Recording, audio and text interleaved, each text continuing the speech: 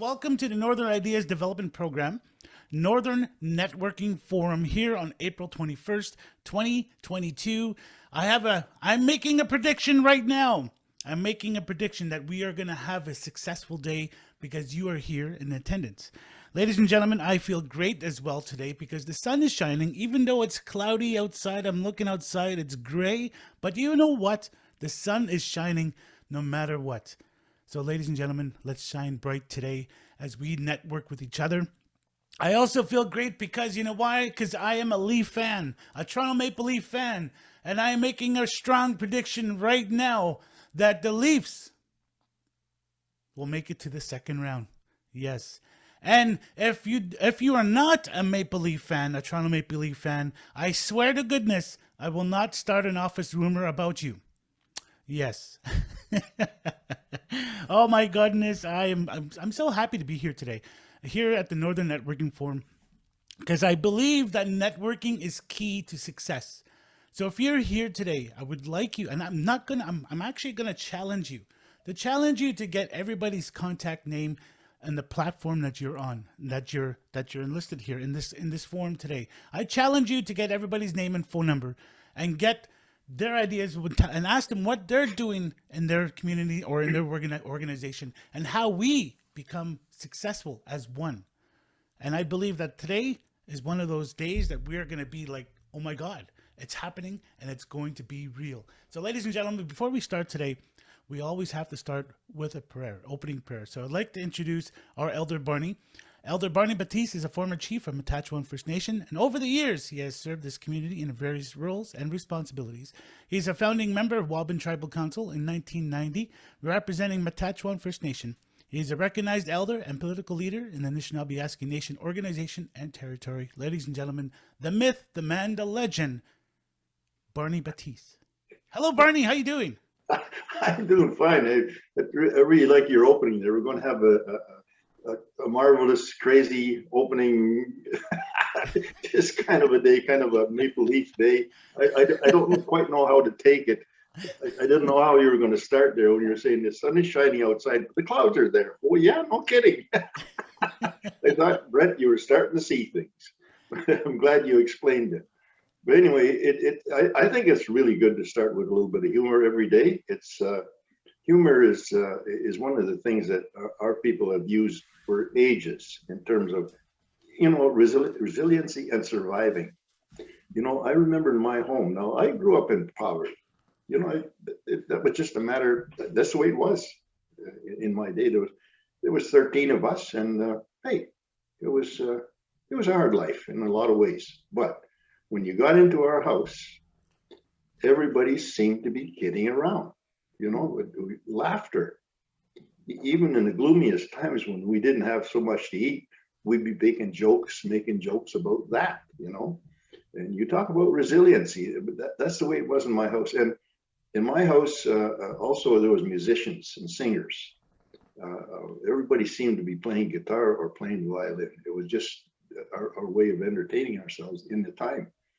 Everybody seemed to have something to do. Something was going on constantly. And so my dad was always away hunting moose. We always had moose meat and all that kind of stuff. And that's what went on in my house. But the biggest thing was the humor. Somebody would come in all wet and dripping from outside from doing some work.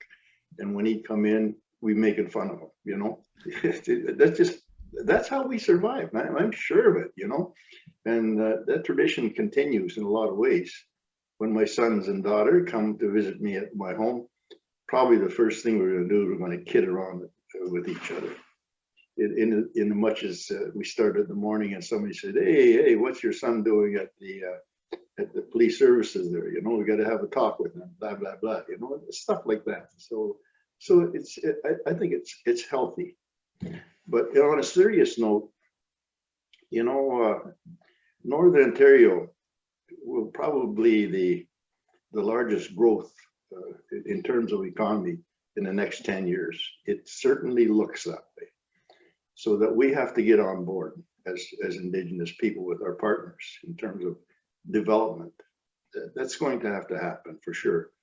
when we look at the development in the Ring of Fire, which currently has a lot of politics attached to it, and people are trying to get the right ideas across, I think it's good in a lot of ways. And I think as long as they listen to the voices of our people, and the only way that'll happen, of course, is for us to maintain the vigilance.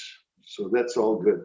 But again, I just want to emphasize that Northern Ontario is going to experience, I think, a lot of growth in the next 10 years, let's say. And I'm just guessing at that figure, but I don't think I'm too far from wrong. And so as the as the developments start, of course, we want to be part of that. Of course, to be and to be a major part of it as well. And we can be, and should be, and will be. And so we need to do that to help our people. And it's been a long ways from my life where how I grew up to today. We have so much more opportunity today than we did in our day. There was far much more prejudice, I think, in my day when I was young than it is today. That's just the way I feel. It was hard. It was just that much harder because we were just making our way into the urban areas, and it was very difficult. But now we've established ourselves in a lot of ways, and so we just have to continue. And the other thing in our tradition, of course, is to start things in a good way, to remember who we are and where we come from. And the best way to do that, again, is just to remind everybody of the story that I have from my mother, who, when I was about 10 years old, was telling me, I suppose every mother would tell their son or daughter, and I was going to bed one night and, kind of like tucking me in, but I was about 10 years old. I can remember it quite clearly. And she was telling me in our language, because all my mom spoke was Ojibwe, she says to me, she says, watch you don't lose the way you were taught. And she continued, she says, you keep that well. And she said, finished by saying, the Creator gave you that. So the Creator gave us our culture, now we must guard it. Now my mom was only speaking broken English, and she was a bushwoman. And you can just think, how did she know that this young man that she was looking at, this boy, would suffer so much prejudice and adversity in his lifetime? How would she protect me?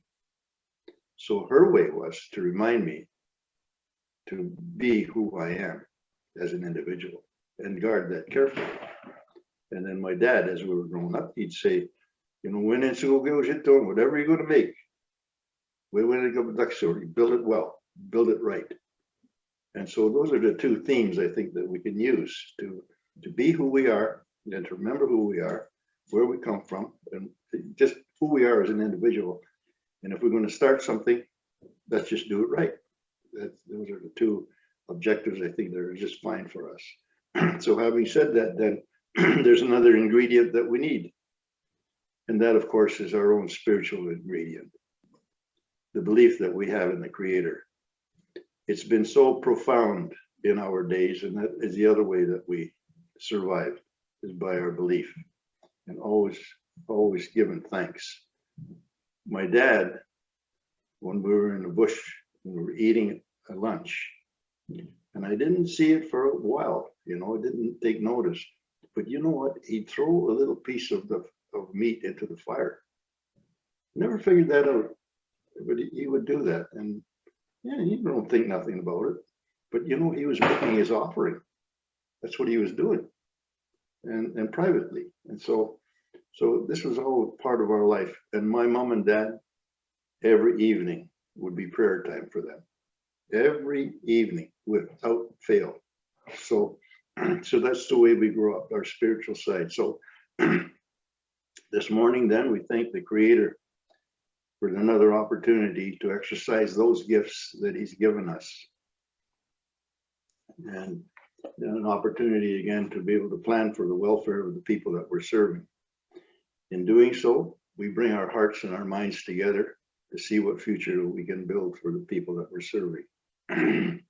We ask the Creator to look over our right shoulder and to continue to give us guidance as we continue on our life's journey. We ask the Creator to take pity on those that might be suffering this day, those that might have lost a loved one. And we ask the Creator to take pity on those folks and give them some peace and solace in their times of need. There are those that are probably sick and shut in, and we ask the Creator to look after those and give them some peace and solace.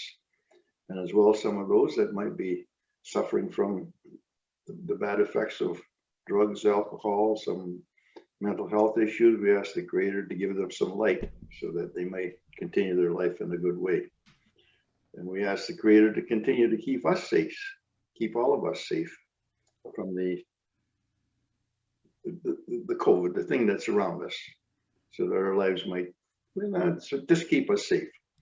And so then we ask the Creator this day to continue, as we said already, to look after us. And that's, I think, the biggest thing, to be able to look after us in our time of need.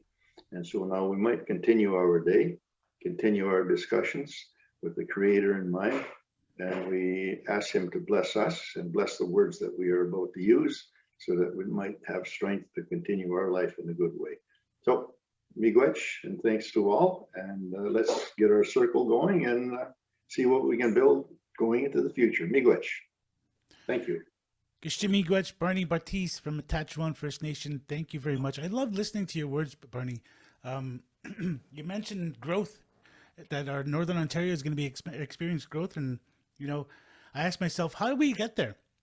How do we get to that growth? How do we get to those opportunities and stuff like that?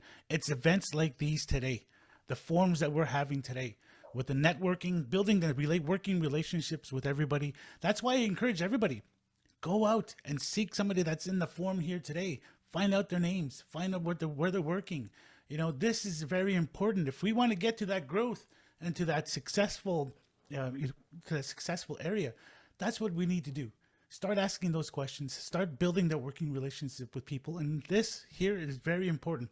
So again, I'd like to welcome you to Northern Networking Forum. This is a virtual platform that has everything you need to begin a Northern idea and development journey today. Let's take a look at the platform together. Starting with the menu on the right left-hand side, the first tab you will see is the main stage tab. Here you can join the live stream to watch all the presentations today. On the right-hand side, you'll find a chat box to chat with your fellow attendees, just like any other virtual event. Have a question for our speaker? Click the Q&A button beside the chat and leave a question that will be answered at the end of the speaker presentation. The next tab is the networking rooms. Here you can join rooms to discuss ideas and solutions. More on this will be explained later at 1 p.m. Both the networking rooms and the main stage tabs are accessible from the homepage as well. Through the speakers tab, you can learn about each of the presenters, while the attendees tab allows you to connect one-on-one with your fellow attendees or schedule a meeting to drill down details later. After the event is finished, please remember to fill out the event survey from the event survey tab. By providing valuable feedback, we can improve our future events and help inform others of events like this. If you need any assistance, our event staff, head over to a help desk under the event information tab to reach out. Again, please, later on this afternoon, there's going to be a networking event where you'll be able to connect with others.